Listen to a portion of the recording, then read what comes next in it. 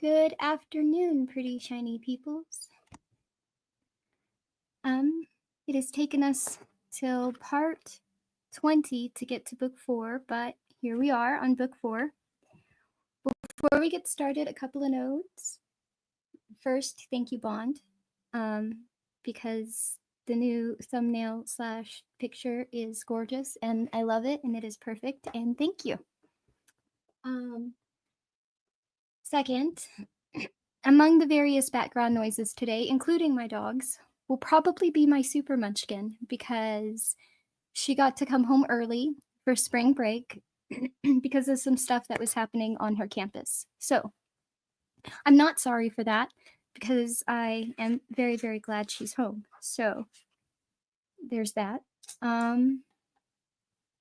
small recap without giving any spoilers. I guess it's not. I guess a small recap is not going to help you if you weren't here. But so what we know so far before we start book 4 is we know that the gunslinger chased the man in black across the desert. We know that we both found Jake and lost him and then found him again. There are other worlds than these, you know.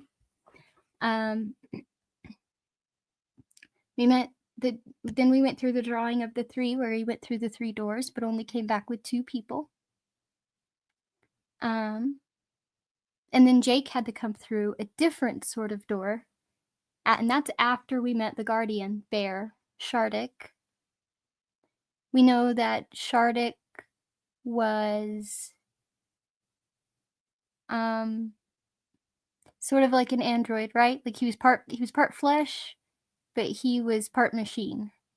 So we know that.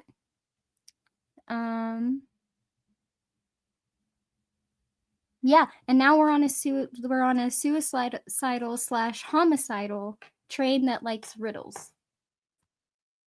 Oh, we also met the TikTok man, and we know how that went. So now we're on book 4, and it is called Wizard and Glass. And the first chapter is called Beneath the Demon Moon. The town of Candleton was a poisoned and irradiated ruin, but not dead. After all the centuries, it still twitched with tenuous life. Trundling beetles the size of turtles, birds that looked like small misshapen dragonlets, a few stumbling robots that passed in and out of the rotten buildings like stainless steel zombies, their joints squalling, their nuclear eyes flickering. "Show your pass, pard!" cried one that had been stuck in a corner of the lobby of the Candleton Travelers Hotel for the last 234 years. Embossed on the rusty lozenge of its head was a 6-pointed star. It had, over the years, managed to dig a shallow concavity in the steel-sheathed wall blocking its way, but that was all. "Show your pass, pard! Elevated radiation levels possible south and east of town. Show your pass, pard! Elevated radiation levels possible south and east of town." A bloated rat, blind and dragging its guts behind it in a sack like a rotten placenta, struggled over the posse robot's feet. The posse robot took no notice, just went on butting its steel head into the steel wall. "Show your pass, pard! Elevated radiation levels possible." "Dad, rat it, and God's cuss it." Behind it, the hotel bar. The skulls of men and women who had come in here for one last drink before the cataclysm caught up with them grinned as if they had died laughing. Perhaps some of them had. When Blaine the Mono blammed overhead, running up the night like a bullet running up the barrel of a gun. Windows broke, dust sifted down, and several of the skulls disintegrated like ancient pottery vases. Outside, a brief hurricane of radioactive dust blew up the street, and the hitching post in front of the elegant beef and pork restaurant was sucked into the squally updraft like smoke. In the town square, the Candleton fountain split in two, spilling out not water, but only dust. Only dust, snakes, muty scorpions, and a few of the blindly trundling turtle beetles. Then the shape, which had hurtled above the town, was gone, as if it had never been. Candleton reverted to the moldering activity which had been its substitute for life over the last 2.5 centuries, and then the trailing sonic boom caught up, slamming its thundercap above the town for the first time in seven years, causing enough vibration to tumble the mercantile store to the far side of the fountain. The posse robot tried to voice one final warning. elevated rate, and then quit for good, facing into its corner like a child that has been bad. 200 or 300 wheels outside of Candleton, as one traveled along the path of the beam, the radiation levels and concentrations of DEP3 in the soil fell rapidly. Here the mono's track swooped down to less than 10 feet off the ground, and here a doe that looked almost normal walked prettily from the piney woods to drink from a stream in which the water had 3/4 cleansed itself. The doe was not normal. A stumpish fifth leg dangled down from the center of her lower belly like a teat, waggling bonelessly to and fro as she walked, and a blind third eye peered meekly from the left side of her muzzle. Yet she was fertile, and her DNA was in a reasonably good order for a 12th-generation mutie. In her 6 years of life, she had given birth to 3 live young.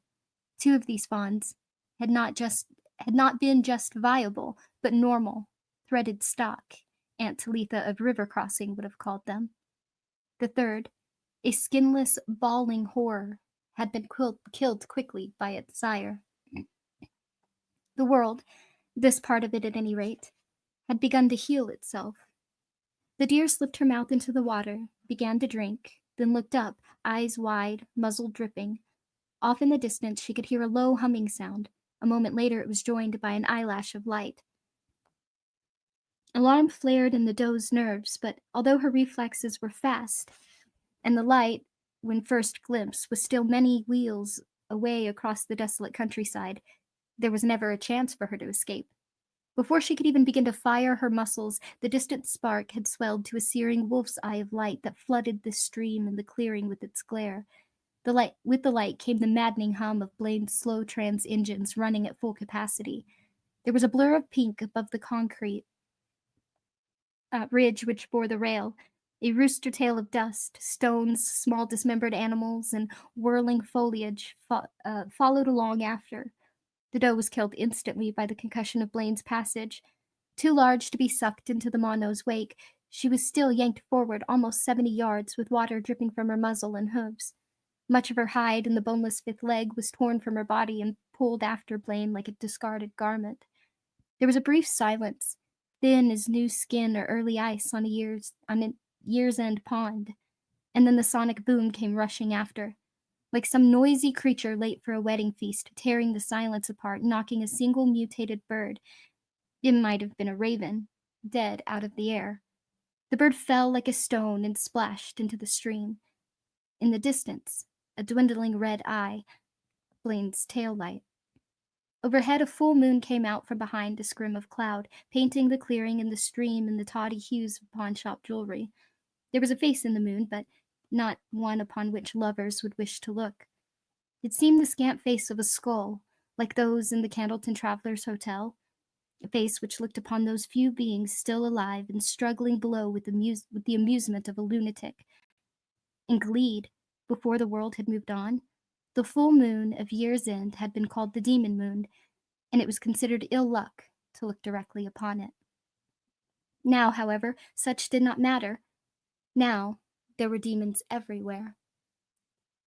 Susanna looked at the route map and saw the green dot marking their present position was now almost halfway between Candleton and Rylea, Blaine's next stop. Except, who's stopping? She thought. From the route map, she turned to Eddie.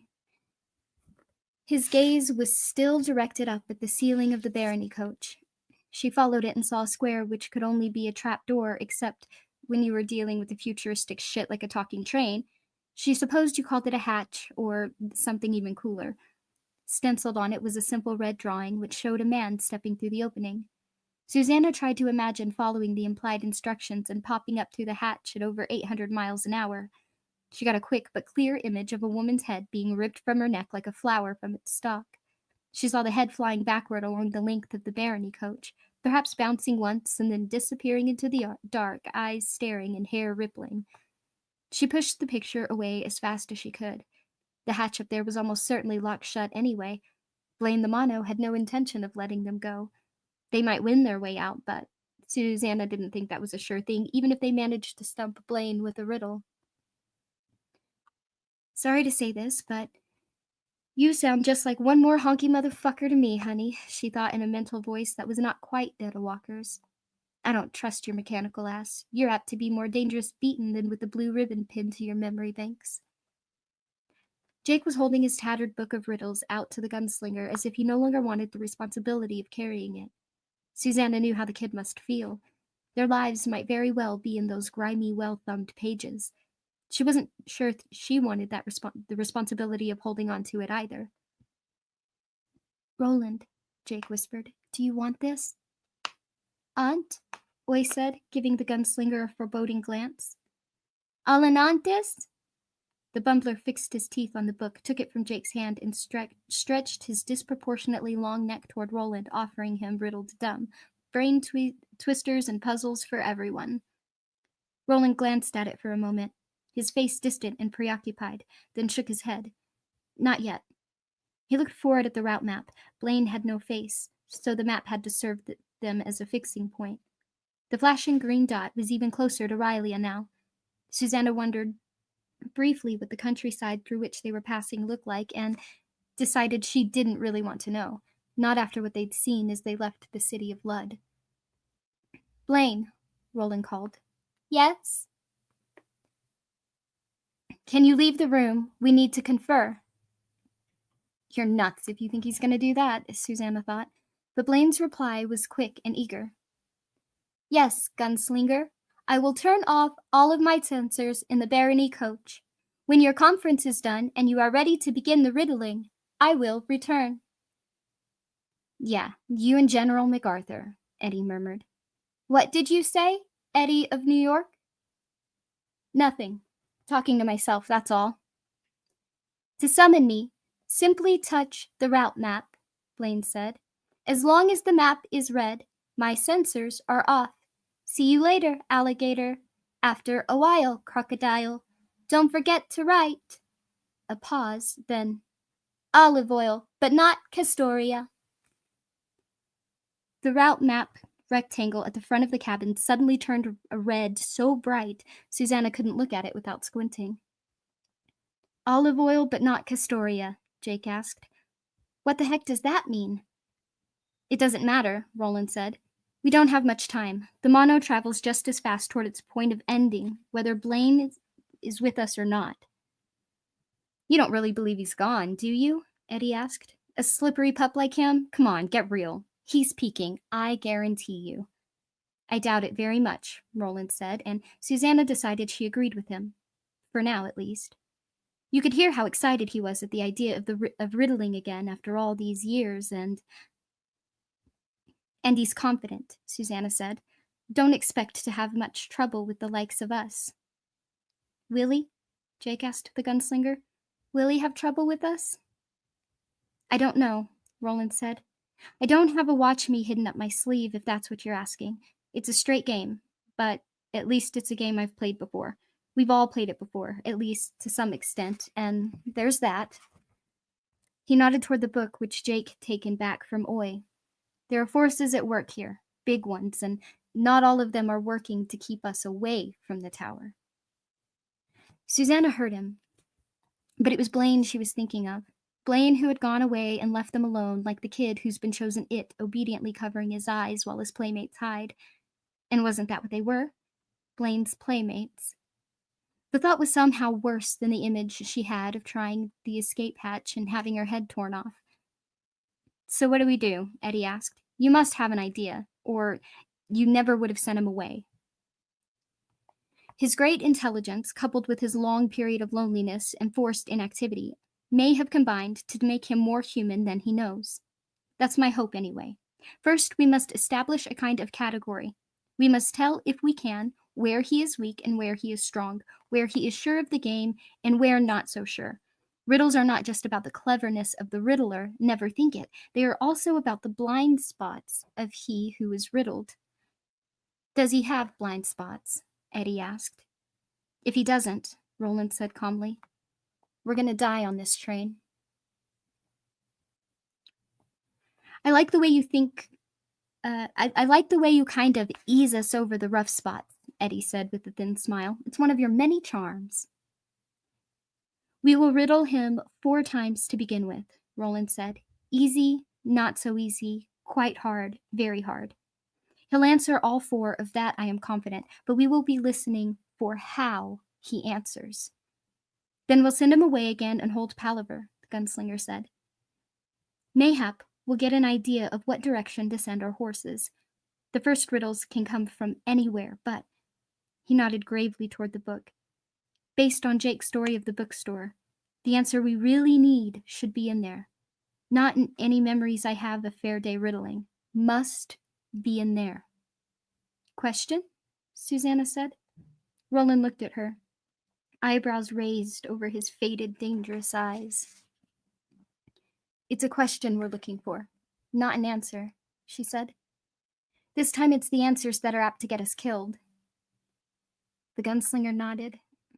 He looked puzzled, frustrated even, and this was not an expression Susanna liked seeing on his face, but this time when Jake held out the book, Roland took it.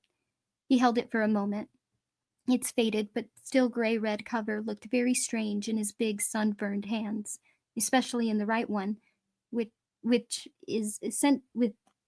its essential reduction of 2 fingers, then passed it on to Eddie. You're easy, Roland said, turning to Susanna. Perhaps, she replied with a trace of a smile, but it's still not a very polite thing to say to a lady, Roland. He turned to Jake. You'll go second with one that's a little harder. I'll go third. You'll go last, Eddie. Pick one from the book that looks hard. The hard ones are toward the back, Jake supplied. But none of your foolishness, mind. This is life and death. The time for foolishness is past. Eddie looked at him, old, long, tall, and ugly, who'd done God knew how many ugly things in the name of reaching his tower, and wondered if Roland had any idea at all of how much that hurt. Just the casual admonition not to behave like a child, grinning and cracking jokes now that their lives were at wager. He opened his mouth to say something, and Eddie deemed special, something that would be both funny and stinging at the same time, the kind of remark that always used to drive his brother Henry dogshit, and then closed it again. Maybe Long, Tall, and Ugly was right. Maybe it was time to put away the one-liners and dead baby jokes. Maybe it was finally time to grow up. After 3 more minutes of murmured consolation and some quick flipping through riddle-de-dum on Eddie and Susanna's part, Jake already knew the one he wanted to try Blaine with first, he'd said. Roland went to the front of the barony coach and laid his hand on the fiercely glowing rectangle there. The route map reappeared at once. Although there was no sensation of movement now that the coach was closed, the green dot was closer to Rylia than ever. So, Roland, son of Stephen, Blaine said. To Eddie, he sounded more than jovial.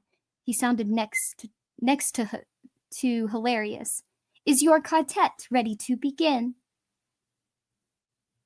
Yes. Susanna of New York will begin with the first round. He turned to her, lowered his voice a little, not that she reckoned that would do much good if Blaine wanted to listen, and said, You won't have to step forward like the rest of us because of your legs, but you must speak fair and address him by name each time you talk to him. When he answers your riddle correctly, say, Thanky Cy Blaine, you have answered true. Then Jake will step into the aisle and have his turn, all right? And if he should get it wrong, or not guess at all, Roland smiled grimly. I think that's one thing we don't have to worry about just yet. He raised his voice again. Blaine? Yes, gunslinger. Roland took a deep breath. It starts now. Excellent. Roland nodded at Susanna. Eddie squeezed one of her hands. Jake patted the other. Oy gazed at her raptly with his gold-ringed eyes. Susanna smiled at them nervously, then looked up at the route map. Hello, Blaine. Howdy, Susanna of New York. Her heart was pounding. Her armpits were damp, and here was something she had first discovered way back in first grade. It was hard to begin.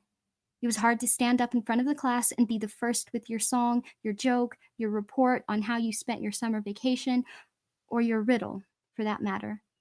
The one she had decided upon was from Jake Chambers' crazed English essay, which he had recited to them almost verbatim during their long palaver after leaving the old people of River Crossing. The essay titled My Understanding of Truth had contained 2 riddles, one of them which Eddie had already used on Blaine. Susanna, are you there, little cowgirl?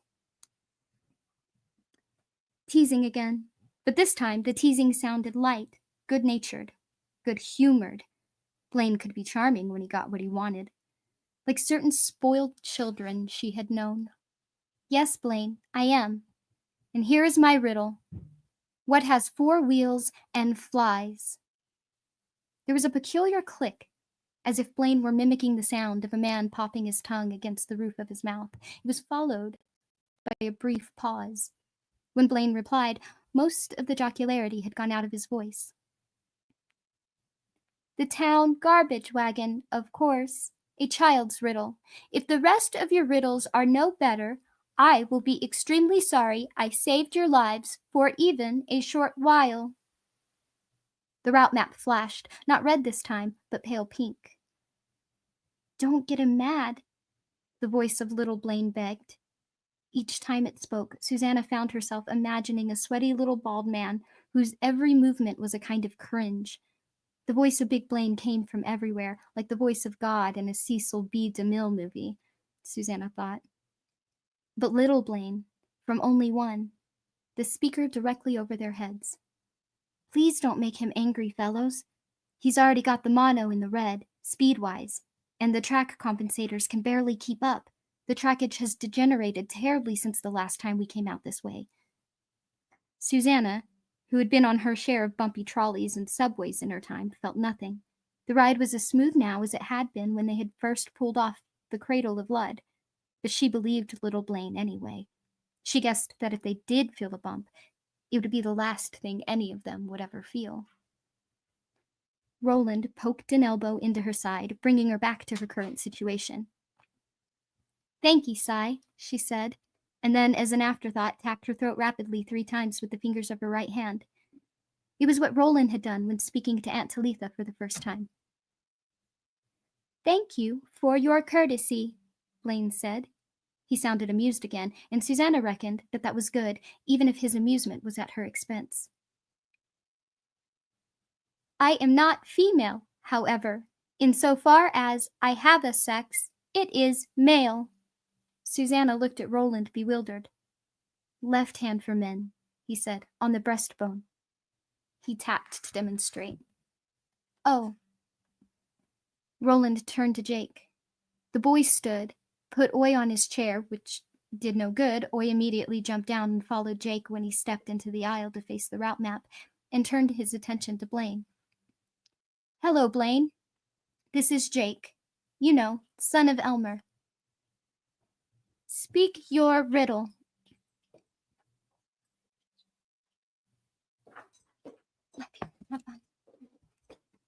Sorry, but not sorry. Super Munchkin can interrupt anytime. Where were we?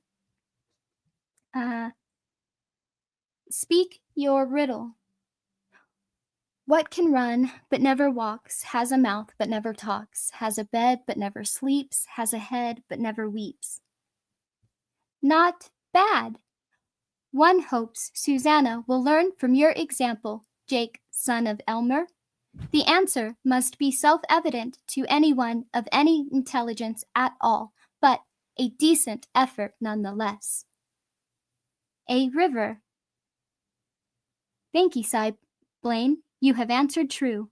He tapped the bunched fingers of his left hand 3 times against his breastbone and sat down. Susanna put her arm around him and gave him a brief squeeze. Jake looked at her gratefully.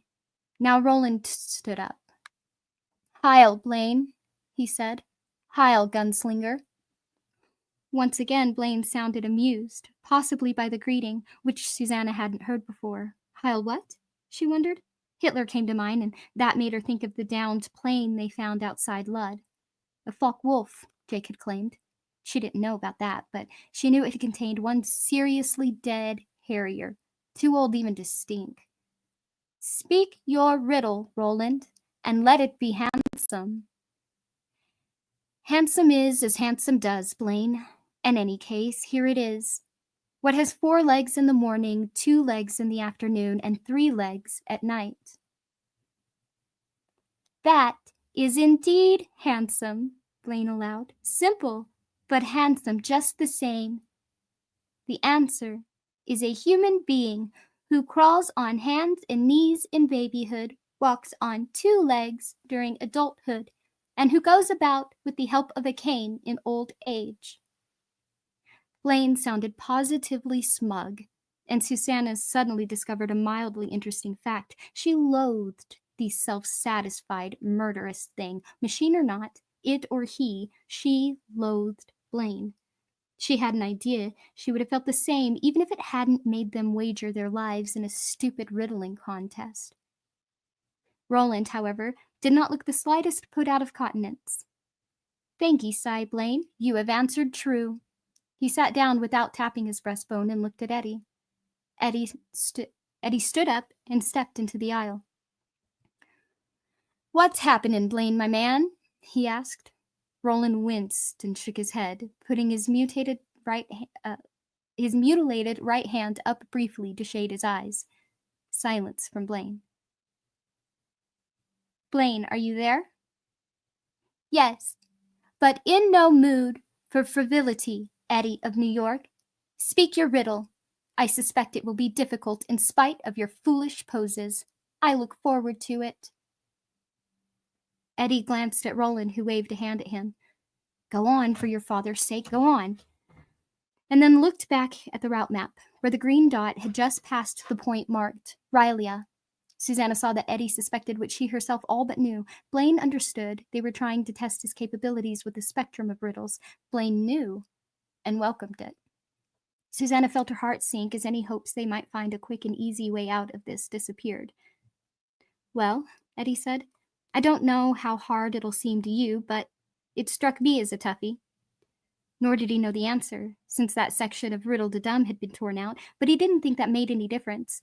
Their knowing the answer hadn't been part of the ground rules. "I shall hear and answer." "No sooner spoken than broken. What is it?" "Silence. A thing you know little about, Eddie of New York." Blaine said with no pause at all, and Eddie felt his heart drop a little. There was no need to consult with the others. The answer was self-evident, and having it come back at him so quickly was the real bummer. Eddie never would have said so, but he had harbored the hope, almost a secret surety, of bringing Blaine down with a single riddle. Kersmash! All of the king's horses and all of the king's men couldn't put Blaine back together again. The same secret surety, he supposed, that he'd harbored every time he picked up a pair of dice in some Sharpie's back bedroom crap game. Every time he called for a hit on 17th while playing blackjack. The feeling that you couldn't go wrong because you were you, the best, the one and only. "Yeah," he said, sighing. "Silence is a thing I know little about. Thank ye, Cy Blaine. You speak truth." "I hope you have discovered something which will help you," Blaine said, and Eddie thought, "You fucking mechanical liar." The complacent tone had returned to Blaine's voice, and Eddie found it of some passing interest that a machine could express such a range of emotions. Had the great old ones built them in, or had Blaine created an emotional rainbow for himself at some point? A little dipolar pretty with which to pass the long decades and centuries. "Do you wish me to go away again, so you may consult?" "Yes," Roland said. The route map flashed bright red. Eddie turned toward the gunslinger. Roland composed his face quickly, but before he did, Eddie saw a horrible thing. A brief look of complete hopelessness. Eddie had never seen such a look there before. Not when Roland had been dying of the lobstrosity bites, not when Eddie had been pointing the gunslinger's own revolver at him, not even when the hideous gasher had taken Jake prisoner and disappeared into the lead with him. "What do we do next?" Jake asked. "Do another round of the 4 of us?" "I think that would serve little purpose," Roland said. "Blaine must know thousands of riddles, perhaps millions, and that is bad. Worse, far worse, he understands the how of riddling, the place the mind has to go to in order to make them and solve them. He turned to Eddie and Susanna, sitting once more with their arms about one another. Am I right about that? He asked them. Do you agree? Yes, Susanna said, and Eddie nodded reluctantly. He didn't want to agree, but he did. So, Jake asked, what do we do, Roland? I mean, there has to be a way out of this, doesn't there? Lie to him, you bastard, Eddie sent fiercely in Roland's direction. Roland, perhaps hearing the thought, did the best he could. He touched Jake's hair with his diminished hand and ruffled through it. I think there's always an answer, Jake. The real question is whether or not we'll have time to find the right riddle. He said it took him a little under 9 hours to run his route. 8 hours, 45 minutes, Jake put in. And that's not much time. We've already been running almost an hour. And if that map's right, we're almost halfway to Topeka, Susanna said in a tight voice. Could be our mechanicals pals lying to us about the length of the run, hedging his bets a little. Could be, Roland agreed. So what do we do now? Jake repeated. Roland drew in a deep breath, held it, let it out. Let me riddle him alone for now. I'll ask him the hardest ones I remember from the fair day of my youth. Then, Jake, if we're approaching Topeka at the same speed with Blaine still unposed, I think you should try to ask him the last few riddles in your book, the hardest riddles. He rubbed the side of his face distractedly and looked at the ice sculpture. The chilly rendering of his own likeness had now melted to an unrecognizable hulk. I still think the answer must be in the book. Why else would you have been drawn to it before coming back to this world? And us? Susanna asked. What do Eddie and I do? Think, Roland said. Think for your father's sakes. I do not shoot with my hand, Eddie said. He suddenly felt far away, strange to himself. It was the way he'd felt when he had seen first the slingshot and then the key in the pieces of wood, just waiting for him to whittle them free. And at the same time, this feeling was not like that at all. Roland was looking at him oddly. Yes, Eddie, you say true. The gunslinger shoots with his mind. What have you thought of? Nothing. He might have said more, but all at once a strange image, a strange memory intervened. Roland hunkering by Jake at one of their stopping points on the way to Ludd, both of them in front of the unlit campfire. Roland once more at his everlasting lessons, Jake's turn this time. Jake with the flint and steel trying to quicken the fire, spark after spark licking out and dying in the dark, and Roland had said that he was being silly, that he was just being, well, silly. No, Eddie said. He didn't say that at all. At least, not to the kid, he didn't. Eddie? Susanna, sounding concerned, almost frightened. Well, why don't you ask him what he said, bro? That was Henry's voice, the voice of the great sage and eminent junkie, first time in a long time. Ask him. He's practically sitting right next to you. Go on and ask him what he said. Quit dancing around it like a baby with a load in his diapers. Except that was a bad idea, because that wasn't the way things worked in Roland's world. In Roland's world, everything was riddles.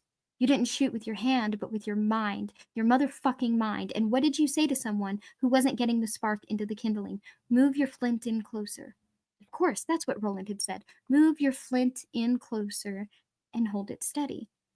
Except none of that was what this was about. It was close, yes, but close only counts in horseshoes, as Henry Dean had been wont to say before he became the great sage and eminent junkie. Eddie's memory was jinking a little because Roland had embarrassed him, shamed him, made a joke at his expense. Probably not on purpose, but something that had made him feel the way Henry always used to make him feel. Of course it was. Why else would Henry be here after such a long absence? All of them looking at him now, even Oy. Go on, he told Roland, sounding a little waspish. You wanted us to think we're thinking already. He himself was thinking so hard. I shoot with my mind. That his goddamn brains were almost on fire, but he wasn't going to tell old, long, tall, and ugly that. Go on and ask Blaine some riddles. Do your part. As you will, Eddie. Roland rose from his seat and went forward and laid his hands on the scarlet rectangle. The route map reappeared at once. The green dot had moved further beyond Rylea, but it was clear to Eddie that the mono had slowed down significantly, either obeying some built-in programs or because Blaine was having too much fun to be in a hurry. Is your quartet ready to continue our fair day riddling, Roland, son of Gilead? Oh, Roland, son of Stephen, sorry. So he sometimes says Roland of Gilead, and I just skipped it with my mind. My apologies. Yes, Blaine, Roland said, and to Eddie his voice sounded heavy. I will riddle you alone for a while now, if you have no objection. As Din and father of your quartet, such is your right. Will these be fair day riddles? Yes. Good. Loathsome satisfaction in that voice. I would hear more of those. All right. Roland took a deep breath, then began. Feed me and I live. Give me to drink and I die. What am I? Fire. No hesitation, only that insufferable smugness, a tone which said, that was old to me when your grandmother was young, but try again. This is more fun than I've had in centuries, so try again. I pass before the sun, Blaine, yet make no shadow. What am I? Wind! No hesitation. You speak true, Sai. Next. This is as light as a feather, yet no man can hold it for long. One's breath. No hesitation. Yet he did hesitate, Eddie thought suddenly. Jake and Susanna were watching Roland with agonized concentration, fists clenched, willing him to ask Blaine the right riddle. The stumper, the one with the get the fuck out of jail free card hidden inside it. Eddie couldn't look at them, Sue's in particular, and kept his concentration. He lowered his gaze to his own hands, which were also clenched, and forced them to open in his lap. It was surprisingly hard to do.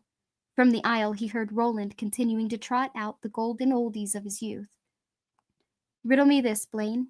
If you break me, I'll not stop working. If you can touch me, my work is done. If you lose me, you must find me with the ring soon after. What am I? Susanna's breath caught for a moment, and although he was looking down, Eddie knew she was thinking what he was thinking. That was a good one, a damned good one. Maybe the human heart, Blaine said, still with not a whit of hesitation.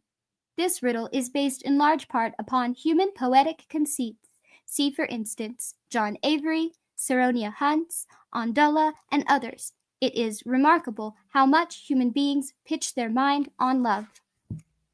Yet it is constant from one level of the tower to the next. Even in these degenerate days continue. Roland of Gilead. Susanna's breath resumed. Eddie's hands wanted to clench again, but he wouldn't let them. Move your flint in closer, he thought in Roland's voice. Move your flint in closer for your father's sake. And Blaine, the mono, ran on, southeast, under the demon moon. How long have we been going? It's not showing me.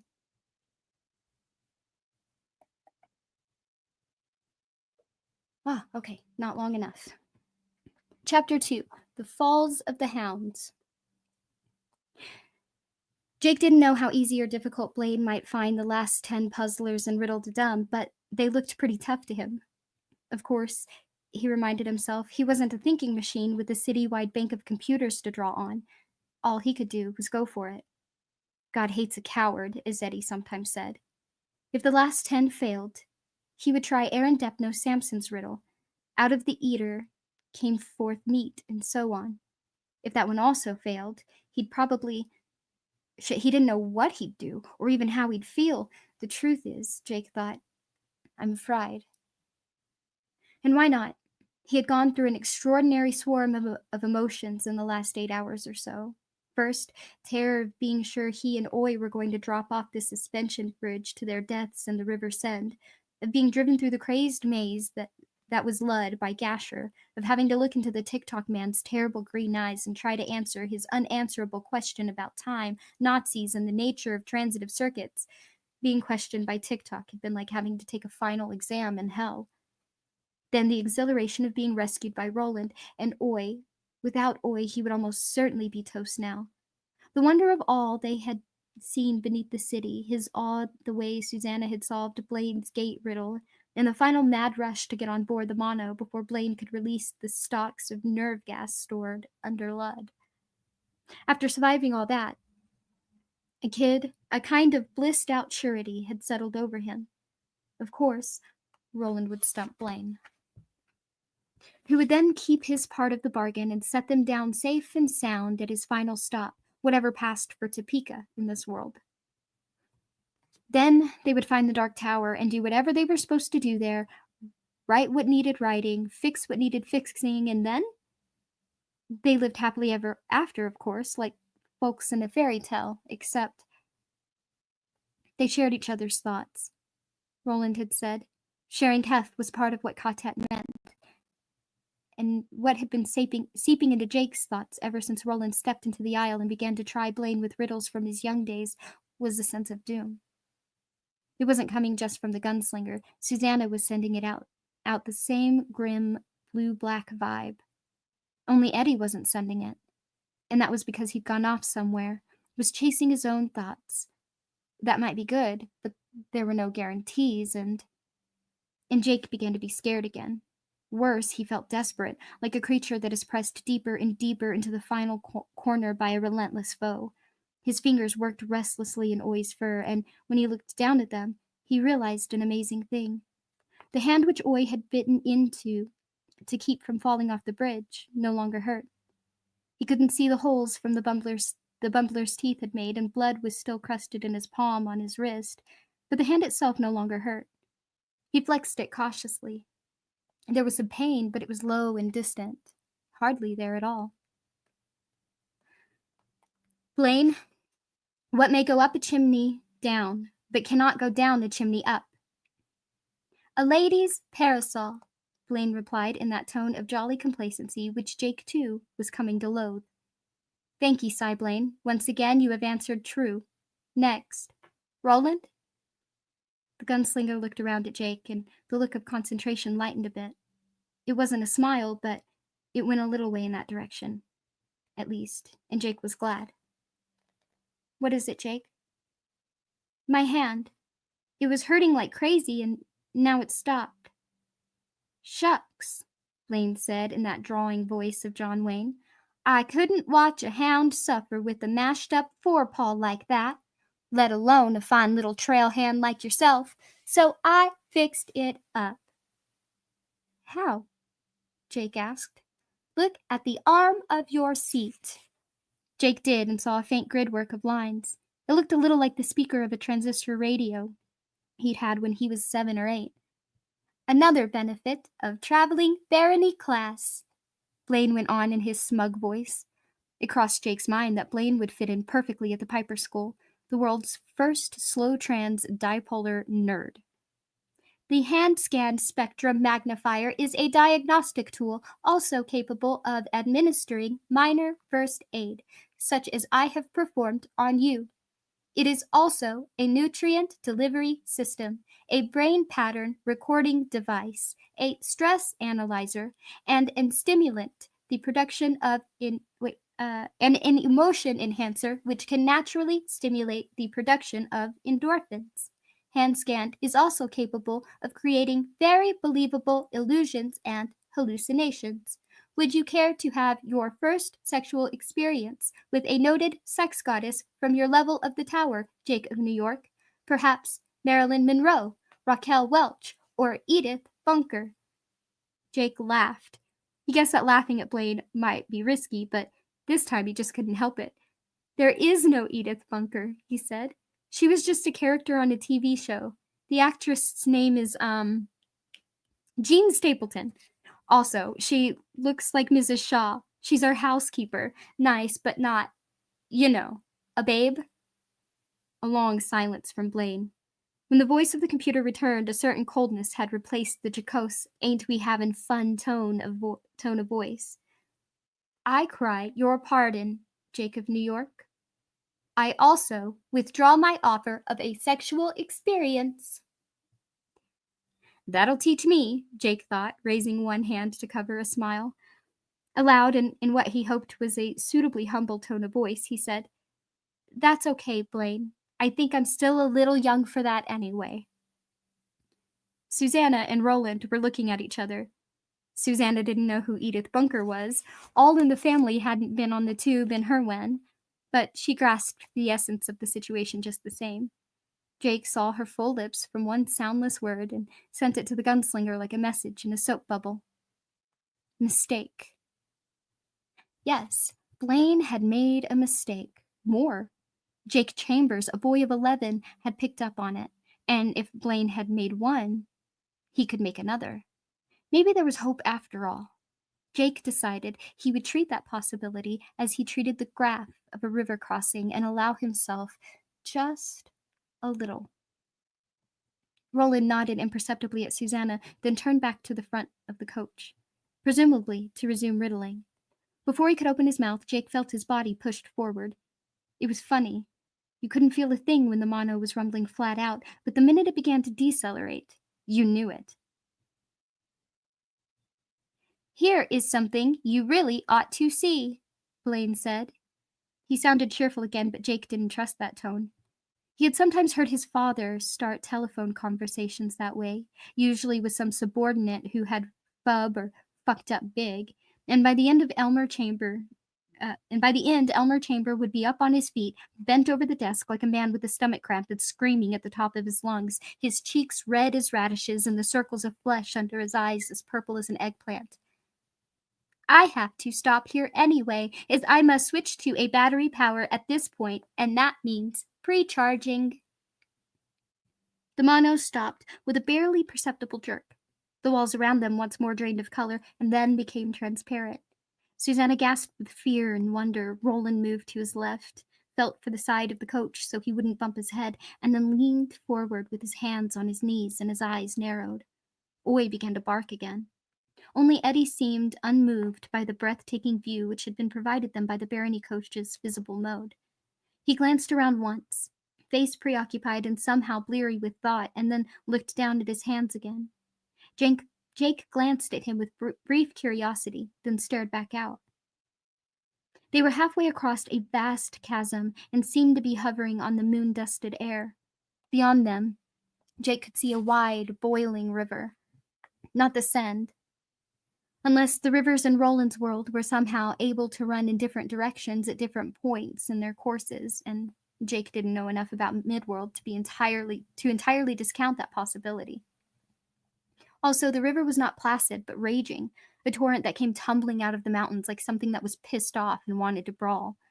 For a moment, Jake looked at the trees which dressed the steep slopes along the sides of the river, registering with relief that they looked pretty much all right. The sort of firs you'd expect to see in the mountains of Colorado or Wyoming, say. And then his eyes were dragged back to the lip of the chasm. Here the torrent broke apart and dropped into a waterfall so wide and so deep that Jake thought it made Niagara, where he had gone with his parents.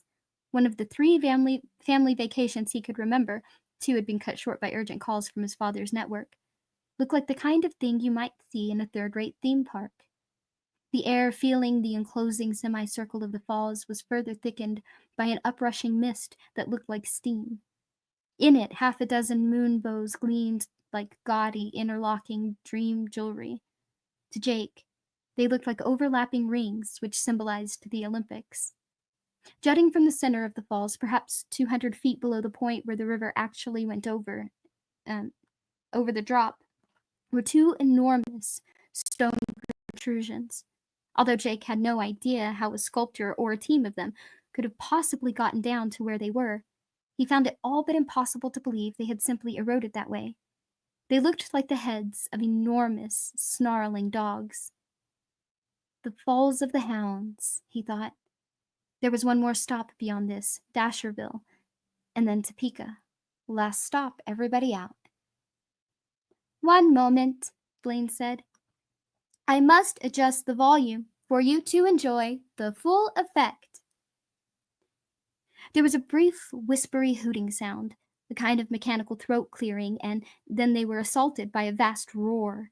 It was water, 1 billion gallons a minute, for all Jake knew, pouring over the lip of that chasm and falling perhaps 2,000 feet into that deep stone basin at the base of the falls. Steamers of mist floating past the blunt, almost faces of the jutting dogs like steam from the vents of hell.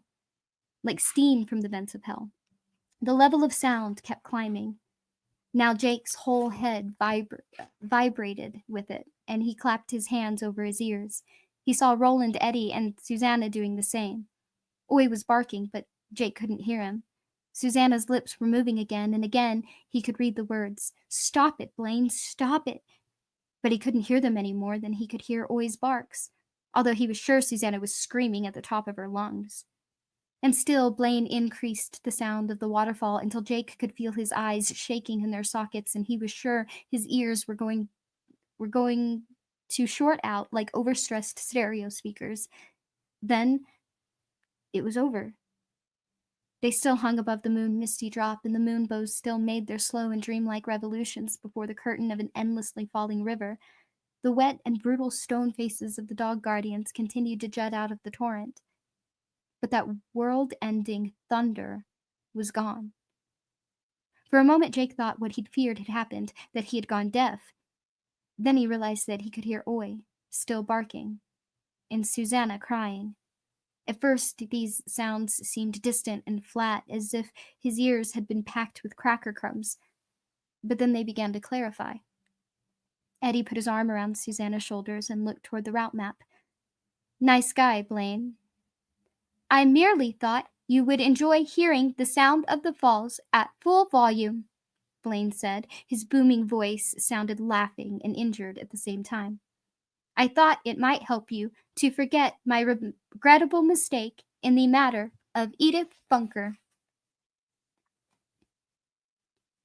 My fault, Jake thought. Blaine may just be a machine, and a suicidal one at that, but he still doesn't like to be laughed at. He sat beside Susanna and put his own arm around her.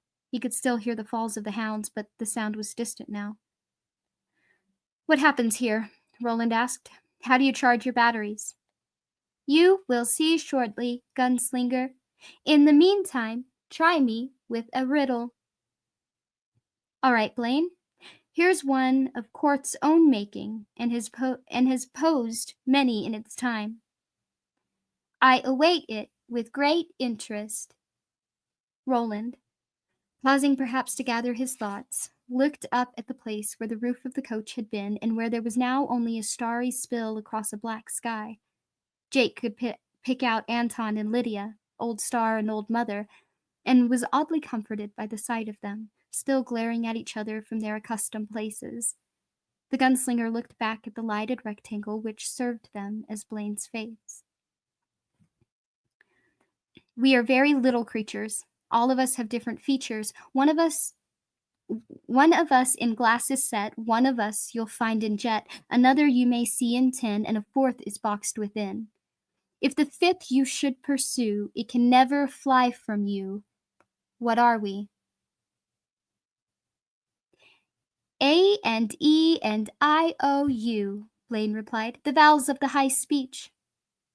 Still no hesitation. Not so much as a whit. Only that voice, mocking and just about 2 steps from laughter, the voice of a cruel little boy watching bugs run away on top of a hot stove. "Although that particular riddle is not from your teacher, Roland of Gilead, I know it from Jonathan Swift of London, a city in the world your friends come from." "Thank ye, Cy," Roland said, and his sigh sounded like a sigh. "Your answer is true, Blaine, and undoubtedly what you believe of the riddle's origins is true as well. That Court knew of other worlds is something I long suspected.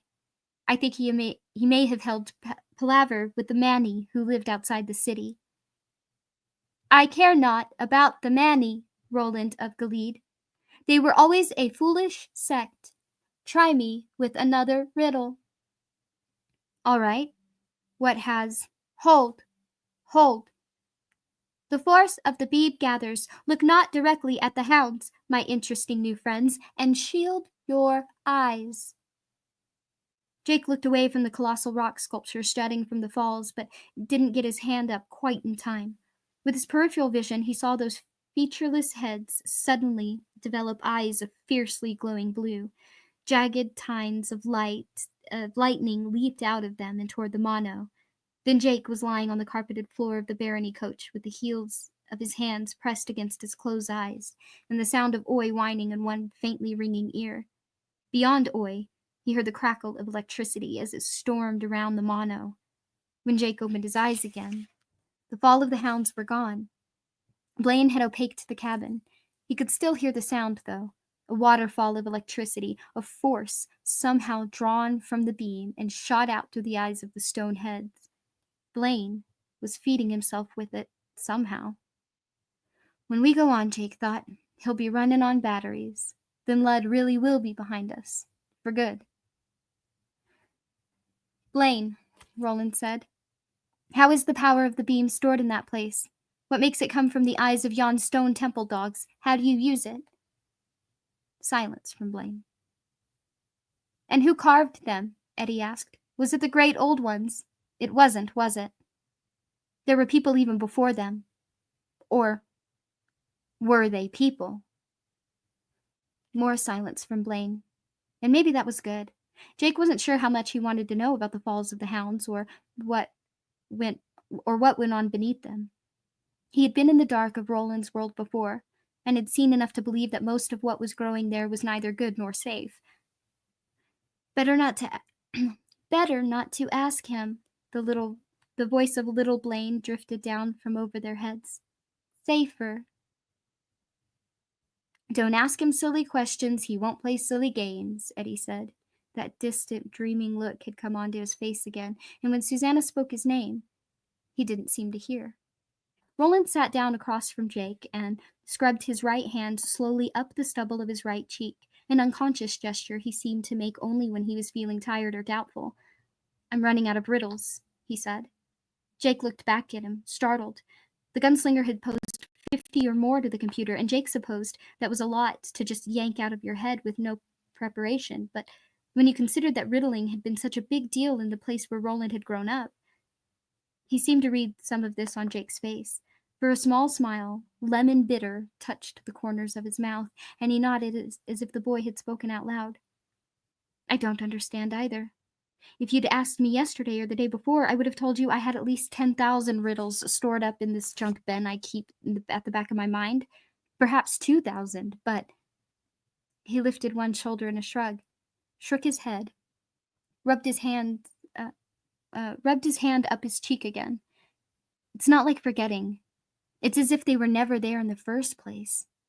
What's happening to the rest of the world is happening to me, I reckon. You're moving on? Susanna said, and looked at Roland with an expression of pity which Roland could look back at for only a second or two. It was as if he felt burned by her regard. Like everything else here. Yes, I fear so. He looked at Jake, lips tight, eyes sharp. Will you be ready with your riddles from your book when I call on you? Yes. Good. And take heart, we're not finished yet. Outside, the dim crackle of electricity ceased. I have fed my batteries, and all is well, Blaine announced. Marvelous, Susanna said dryly. Lus, Oi agreed, catching Susanna's sarcastic tone exactly. I have a number of switching functions to perform. These will take about 40 minutes and are largely automatic. While this switchover takes place and the accompanying checklist is running, we shall continue our contest. I am enjoying it very much. It's like when you have to switch over from electric to diesel on the train to Boston, Eddie said. He still sounded as if he wasn't quite with them. At Hartford or New Haven or one of those other places where no one in their right fucking mind would want to live. Eddie? Susanna asked. What are you... Roland touched her shoulder and shook his head. Never mind, Eddie of New York, Blaine said in his expansive, gosh, but this is fun voice. That's right, Eddie said. Never mind, Eddie of New York. He knows no good riddles, but you know many, Roland of Gilead. Try me with another. And as Roland did just that, Jake thought of his final essay. Blaine is a pain, he had written there. Blaine is a pain, and that is the truth. It was the truth, all right. The stone truth. A little less than an hour later, Blaine the Mono began to move again. Susanna watched with dreadful fascination as the flashing dot approached Dasherville, passed it, and made its final dog leg for home. The dot's movement said that Blaine was moving a bit more slowly now that it had switched over to batteries, and she fancied the lights in the Barony coach were a little dimmer, but she didn't believe it would make much difference in the end. Blaine might reach his terminus in Topeka doing 600 miles an hour instead of 800, but his last load of passengers would be toothpaste, either way. Roland was also slowing down, going deeper and deeper into that mental junk bin of his to find riddles. Yet he did find them, and he refused to give up. As always, ever since he had begun teaching her to shoot, Susanna had felt a reluctant love for Roland of Gilead, a feeling that seemed a mixture of admiration, fear, and pity. She thought she would never really like him, and that the Detto Walker part of her might always hate him for the way he had seized hold of her and dragged her, raving, into the sun. But her love was nonetheless strong. He had, after all, saved Eddie Dean's life and soul, had rescued her beloved. She must love him for that, if nothing else, but she loved him even more, she suspected, for the way he would never, never give up. The word retreat didn't seem to be in his vocabulary, even when he was discouraged, as he so clearly was now. Blaine, where may you find roads without carts, forests without trees, cities without houses? On a map. You say true, Cy. Next. I have 100 legs but cannot stand, a long neck but no head. I eat the maid's life. What am I? A broom, gunslinger. Another variation ends. I ease the maid's life. I like yours better. Roland ignored this. Cannot be seen, cannot be felt, cannot be heard, cannot be smelt. It lies behind the stars and beneath the hills, ends life and kills laughter. What is it, Blaine? The dark. Thank ye, Cy, you speak true. The diminished right hand slid up the right cheek, the old fretful gesture, and the minute scratching sound produced by the callous pads of fingers made Susanna shiver. Jake sat cross-legged on the floor looking at the gunslinger with a kind of fierce intensity. This thing runs but cannot walk, sometimes sings but never talks, lacks arms but has hands, lacks a head but has a face. What is it, Blaine? A clock. Shit, Jake whispered, lips compressing. Susanna looked over at Eddie and felt a passing ripple of irritation. He seemed to have lost interest in the whole thing, had zoned out in his weird 1980s slang. She thought to throw an elbow into his side, wake him up a little, and then remembered Roland shaking his head at her, and didn't. You wouldn't know he was thinking, not from the slack expression on his face, but maybe he was. If so, you better hurry it up a little, precious, she thought. The dot on the route map was still closer to Dasherville than Topeka, but it would reach the halfway point within the next 15 minutes or so. And still the match went on, Roland serving questions, Blaine sending the answers whistling right back at him, low over the net and out of reach. What builds up castles, tears down mountains, makes some blind, helps others to see? Sand. Thank ye, Cy. What lives in winter dies in summer and grows with its roots upward. An icicle. Blaine, you say true. Man walks over, man walks under. In time of war he burns asunder. A bridge. Thank ye, Cy. A seemingly endless parade of riddles marched past her one after the other until she lost all sense of the fun and playfulness. Had it been so in the days of Roland's youth, she wondered, during the riddling contests of the wide earth and full earth, when he and his friends, although she had an idea they hadn't all been his friends, no, not by a long chalk, had vied for the fair day goose. She guessed that the answer was probably yes. The winner had probably been the one who could stay fresh longest, keep his poor bludgeoned brains aerated somehow. The killer was was the way Blaine came back with the answer so damned promptly each time. No matter how hard the riddle might seem to her, Blaine served it right back to their side of the court. Slam. Blaine, what has eyes yet cannot see? There are 4 answers, Blaine replied. Needles, storms, potatoes, and a true lover. Thank you, sighed Blaine. You speak. Listen, Roland of Gilead. Listen, Catet. Roland fell silent at once, his eyes narrowing with his head slightly cocked. You will shortly begin to hear my engines cycle up, Blaine said. We are now exactly 60 minutes out of Topeka. At this point, if we've been riddling for 7 hours or more. I grew up with the Brady Bunch, Jake said. Susanna looked around apprehensively, expecting some new terror or small act of cruelty in response to Jake's sarcasm, but Blaine only chuckled. When he spoke again, the voice of Humphrey Bogart resurfaced. Time's different here, sweetheart. You must know that by now. But don't you worry. The fundamental things apply as time goes by. Would I lie to you? Yes, Jake muttered. That apparently struck Blaine's funny bone, because he began to laugh again. The mad, mechanical laughter that made Susanna think of fun houses in a sleazy amusement park and roadside carnivals. When the lights began to pulse and sync with the laughter, she shut her eyes and put her hands over her ears. Stop it, Blaine. Stop it.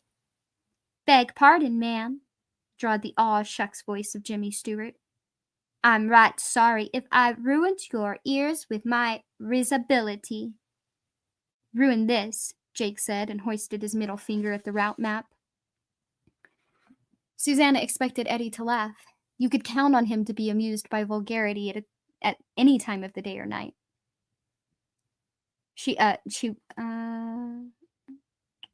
But Eddie only continued to look down at his lap. His forehead creased, his eyes vacant, his mouth hung slightly agape. He looked a little too much like the village idiot for comfort, Susanna thought, and again had to restrain herself from throwing an elbow into his side to get that doltish look off his face. She wouldn't restrain herself for much longer. If they were going to die at the end of Blaine's run, she wanted Eddie's arms around her when it happened, Eddie's eyes on her, Eddie's mind with hers. But for now, better let him be. At this point, Blaine resumed in his normal voice, I intend to begin what I like to think of as my kamikaze run. This will quickly drain my batteries, but I think the time for conservation has passed, don't you? When I strike the Transsteel piers at the end of the track, I should be traveling at better than 900 miles an hour, 530 in wheels, that is. See you later, alligator. After a while, crocodile. Don't forget to write. I tell you this in the spirit of fair play, my interesting new friends. If you have been saving your best riddles for last, you might do well to pose them to me now. The unmistakable greed in Blaine's voice, its naked desire to hear and solve their best riddles before it killed them, made Susanna feel tired and old. I might not have time, even so, to pose you all my very best ones, Roland said in a casual, considering tone of voice. That would be a shame, wouldn't it? A pause ensued, brief, but more of a hesitation than the computer had accorded any of Roland's riddles, and then Blaine chuckled. Susanna hated the sound of its mad laughter, but there was a cynical weariness in this chuckle that chilled her even more deeply. Perhaps because it was almost sane. Good, gunslinger. A valiant effort, but you are not Shirazade, nor do we have 1,001 nights in which to hold palaver. I don't understand you. I know not this Scheherazade. No matter. Susanna can fill you in if you really want to know. Perhaps even Eddie. The point, Roland, is that I'll not be drawn on by the promise of more riddles. We vie for the goose. Come Topeka, it shall be awarded one way or another. Do you understand that? Once more the diminished hand went up Roland's cheek. Once more, Susanna heard the minute rasp of his fingers against the wiry stubble of his beard. We play for keeps. No one cries off. Correct. No one cries off. All right, Blaine. We play for keeps, and no one cries off. Here's the next. As always, I await it with pleasure. Roland looked down at Jake. Be ready with yours, Jake. I'm almost at the end of mine. Jake nodded. Beneath them, the mono's slow trans engines continued to cycle up, the beat, beat, beat, which Susanna did not so much hear as feel in the hinges of her jaw and the hollows of her temples, the pulse points of her wrists. It's not going to happen unless there's a stumper in Jake's book, she thought. Roland can't pose Blaine, and I think he knows it. I think he knew it an hour ago. Blaine, I occur one in a minute, twice in every moment, but not once in 100,000 years. What am I? And so the contest would continue, Susanna realized, Roland asking and Blaine answering with his increasingly terrible lack of hesitation, like an all-seeing, all-knowing God. Susanna sat with her hands clasped in her lap and watched the glowing dot draw nigh Topeka, the place where all rail service ended, the place where the path of their quartet would end in the clearing. She thought about the hounds of the falls, how they had jutted from the thundering white billows below the dark and star-shot sky. She thought of their eyes, their electric blue eyes.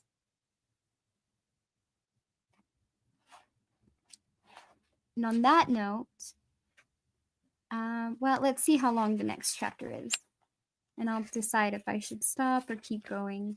Those two were shorter than normal. But, oh, yeah.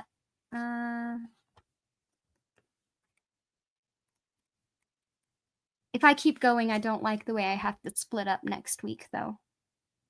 So, we will stop here today. The next chapter is titled The Fair Day Goose, so we will probably be leaving Blaine soon.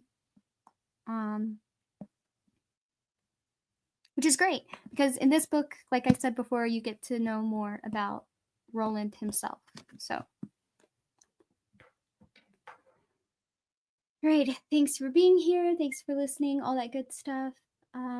We will continue with Wizards in Class next week. I may do a live later tonight or today. I may not. I'm not sure yet. But it's a possibility. Anyway, thank you. And later days, pretty shiny peoples. Don't forget to smile and laugh and all that good stuff and have fun.